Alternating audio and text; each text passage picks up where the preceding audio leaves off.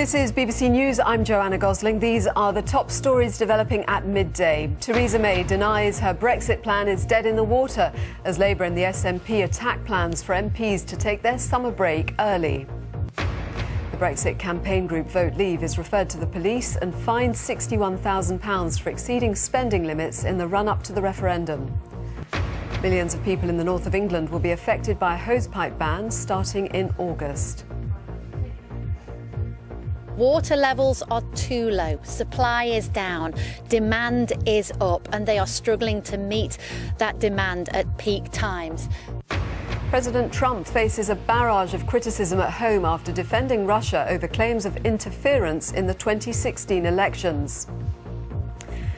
Also coming up, more explosive activity from Hawaii's Kilauea volcano.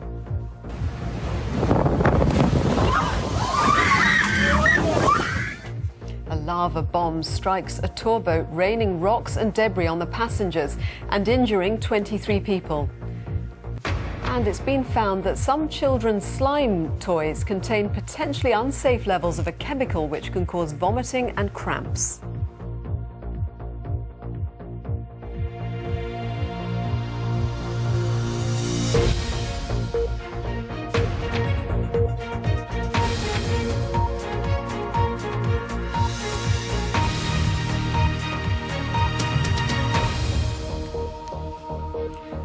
Hello, you're watching BBC Newsroom Live. I'm Joanna Gosling. The government is facing another day of tense votes in the Commons over its Brexit legislation after Theresa May narrowly avoided an embarrassing defeat last night. Conservative divisions were sharply exposed when the Prime Minister was accused of caving in to Eurosceptic Tory MPs, only to then face a rebellion from those in favour of a soft Brexit. She's denied claims that her strategy for leaving the EU, agreed 11 days ago at Chequers, is now dead in the water. Now Labour and the SNP have attacked government plans to bring forward the parliamentary recess to allow MPs to leave the Commons early for the summer. Well, the Conservative MP David Jones has been speaking to us a little bit earlier. I don't necessarily think so, no. I think, and I've said for some time, that really what is required is for the government to talk to colleagues in the Houses of Parliament. I think that yesterday they did listen, but I think that there's a lot more listening that needs to be done. But I think that it's good that that process is beginning. Well, there's been reaction from Sir Michael Fallon, the former Tory Defence Secretary and Theresa May loyalist, on that proposal for an early summer recess. He said he's going to vote against a government motion for MPs to break for an early summer. He said longer holidays are an idiotic idea when the country expects us to sort stuff. OK, let's get all the very latest from Westminster with our political correspondent, Chris Mason. Well, you can see why they might want to go away. It's pretty febrile there. Yeah, quite, exactly. And as if to illustrate that, they can't even agree when to go away because there is so much disagreement about everything else.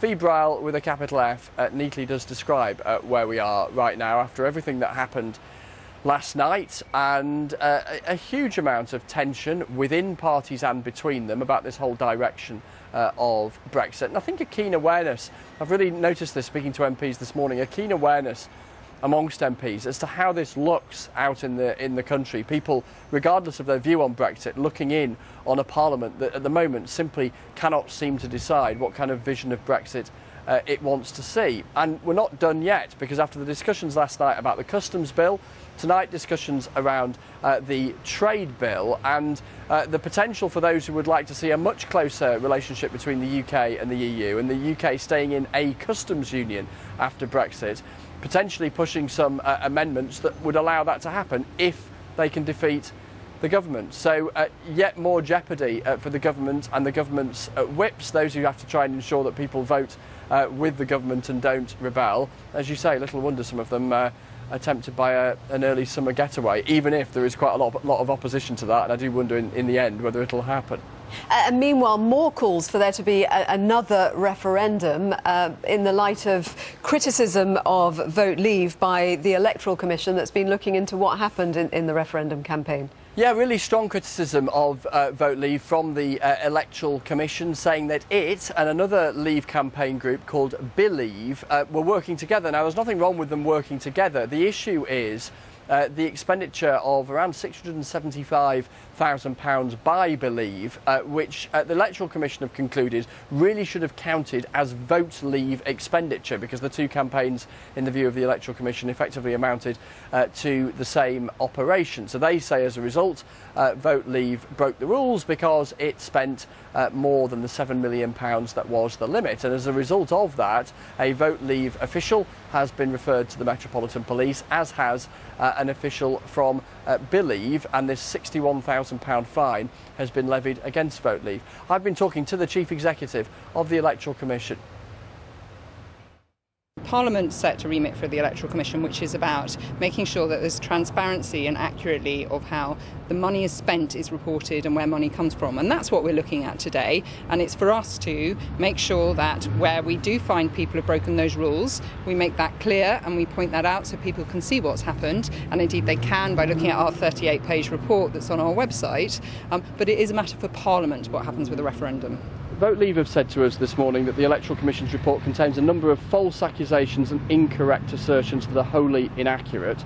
It also says it's astonished that nobody from Vote Leave has been interviewed by the Commission, and concludes that you are supposedly impartial but perhaps motivated by a political agenda. Your reaction to that? Well, I'm disappointed nobody was interviewed from Vote Leave as well. I mean, we asked them 5 times over a period of 3 months to provide somebody to be interviewed, and they didn't do so. So we are immensely frustrated. It's why we issued a significant fine, and we were forced to issue the statutory notice, because we repeatedly sought cooperation from Vote Leave, which we didn't get. We were, however, able to get a whole range of evidence from different sources, which we have closely inspected, we've looked at in the course of our investigation. And I think what we've produced is a detailed, robust and impartial report. So I would strongly refute any allegation that the Electoral Commission isn't independent and impartial, because that's fundamental to what we do. And indeed, as part of these investigations, I'd just say that we have conducted now 38 investigations in relation to the EU referendum, and they cross right across the spectrum of both Leave and Remain. And you detect, Joanna, from that conversation, the heat that has been exchanged between the Electoral Commission and Vote Leave. Vote Leave very strong and pugnacious in terms of the nature of their response, suggesting that the Electoral Commission's report was, quote, riddled with errors. And Darren Grimes, the young man who was the main voice in Believe, fined £20,000, also saying that he's shocked at what has happened and thinks the fine and the criticism is entirely unjustified. Thank you very much, Chris.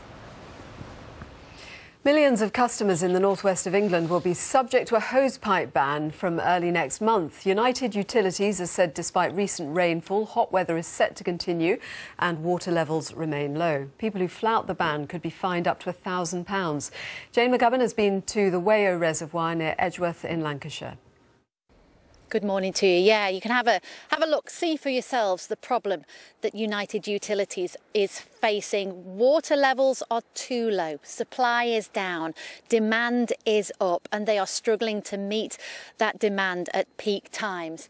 And the weather forecast until the end of the month is going to be hot and dry, so nothing in the way of anything that could fix the problem behind us. Steve and I have just watched with great excitement a fish getting stuck in the channel behind us as it flipped and flopped and tried to get into the main reservoirs while the birds circled. It made it. But anyway, 7 million customers will face this ban from August the 5th. United Utilities say it isn't a decision they have taken lightly, but it is necessary. No other water company in the UK outside of Northern Ireland has said that it will follow suit. Of course, Northern Ireland has had a ban since June. But for the customers right here, this is what they face. Nobody else is following suit yet. For most, the weather is a joy, but many reservoirs are under pressure. This is Howden in Derbyshire. Water levels at Haweswater in the Lake District are so low, the long ago flooded village of Meldon is once again visible. In response to these pressures, many have already been doing their bit. What are we doing to save water? Well, we're not watering the plants, that's for sure. We shower together now. We've just watered the plants in the evenings using the wastewater out of the bathroom. We got an email off United Utilities saying to stop having baths and stuff, so yeah, I thought I'd just do my bit by not pampering myself on a Sunday. Now United Utilities is going further.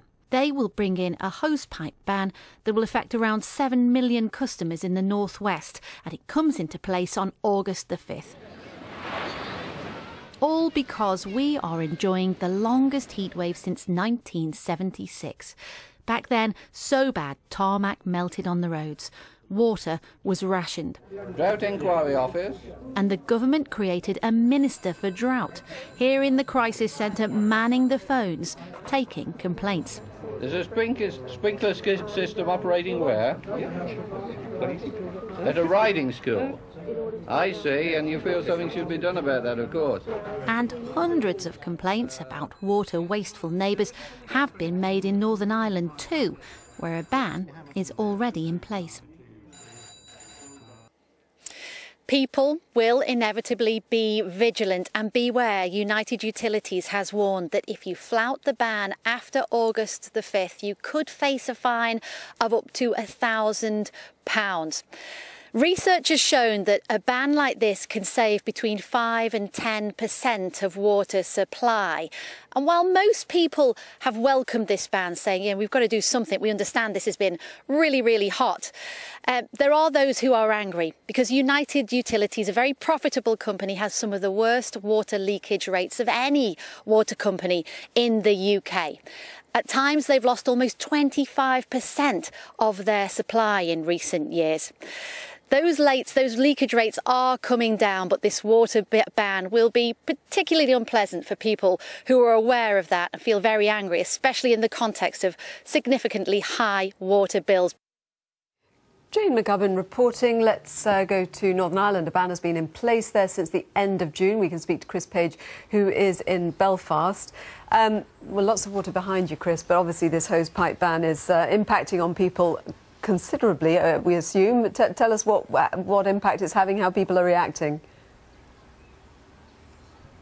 Yes, well, as you say, Joanna, the lovely weather over the summer has made places like this, the Waterworks Park in North Belfast, particularly nice places to be. But there has been a downside. We've had a hosepipe ban in now for about 2.5 weeks. Came in at the end of June. Northern Ireland Water, the company that runs the water infrastructure here, said that it was more to do with a dramatic increase in demand for water rather than low levels in the reservoirs. Whenever the ban came in at the end of last month, well, they said that the demand for water was 30% higher than it usually would be at this time of year. It's dropped since then. Now the demand, I understand, is around about 10% higher than it usually is, but that still means that there's a problem. It still means that the hosepipe ban is going to continue. Well, you've heard maybe a few people grumbling that, they can't water their lawns, they can't fill the paddling pools with a hose. On the whole, I think it's something people have accepted as a necessary step. It's the first time a hosepipe ban has come in force in Northern Ireland since 1995. As far as enforcement goes, well, Northern Ireland Water says around 140 people have been reported to them as breaking the hosepipe ban, and officials from the company have gone along to speak to them, but they haven't taken any further action. They said they haven't needed to, so there's been no talk of any fines being imposed or anything like that. So it's a bit of a softly approach. Nonetheless, the fact that you have had, as I say, more than 100 people breaching the water ban is a sign that there are some people who don't think it's fair and they are ignoring it. Thank you very much. An update on our headlines on BBC News. Theresa May denies her Brexit plan is dead in the water as Labour and the SNP attack plans for MPs to take their summer break early. Brexit campaign group Vote Leave is referred to the police and fined £61,000 for exceeding spending limits in the run-up to the referendum in 2016. And millions of people in the north of England will be affected by a hosepipe ban starting in August.